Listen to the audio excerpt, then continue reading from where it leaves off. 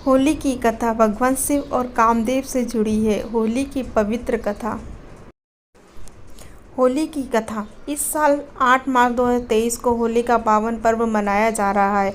होली हिंदू धर्म के प्रमुख त्योहारों में से एक है। हर साल फाल्गुन माह के पूर्णिमा के दिन होलिका दहन किया जाता है, फिर उसके अगले दिन होली मनाई जाती है।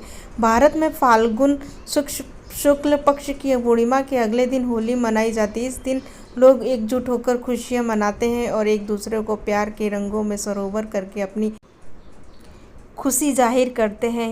हिंदू धर्म के अनुसार होलिका दहन को बुराई पर अच्छाई की जीत का प्रतीक माना गया है। भक्त प्रहलाद और होलिका से जुड़ी कथा तो हर किसी को पता होगी, लेकिन होलिका दहन के अलावा होली को लेकर कई तरह की कहानियाँ प्रचलित है।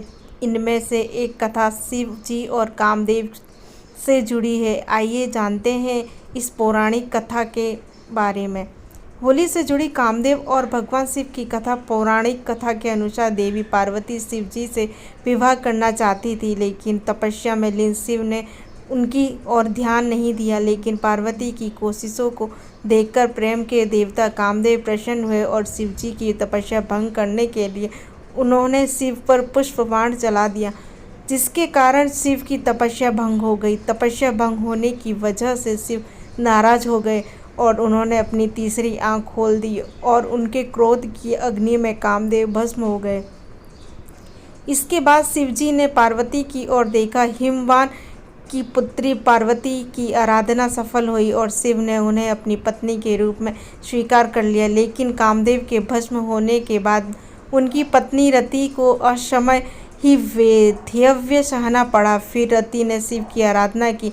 इसके बाद जब शिवजी अपने निवास पर लौटे तब रति ने उनसे अपनी व्यथा कही। वही पार्वती के पिछले जन्म की बातें याद कर भगवान शिव ने जाना कि कामदेव निर्दोष है। पिछले जन्म में दक्ष प्रसंग में उन्हें अपमानित होना पड़ा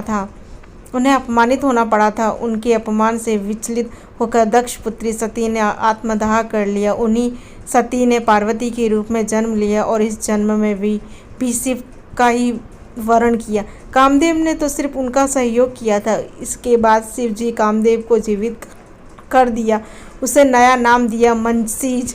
कहा कि अब तुम अशरीरी होगे। उस दिन फाल्गुन की पूर्णिमा थी। उसके बाद आधी रात को लोगों ने होलिका दहन किया। सुबह तक उसकी राख में वासना की मलिनता जलकर प्रेम के रूप में प्रकट हो गई।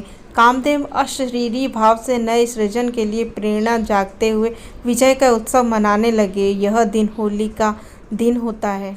आपको हमारी ये कथा होली के प्रसंग में ये कथा कैसी लगी? अगर अच्छी लगी हो तो कमेंट करके ज़रूर बताएं और इस वीडियो को देखने के लिए आपका धन्यवाद।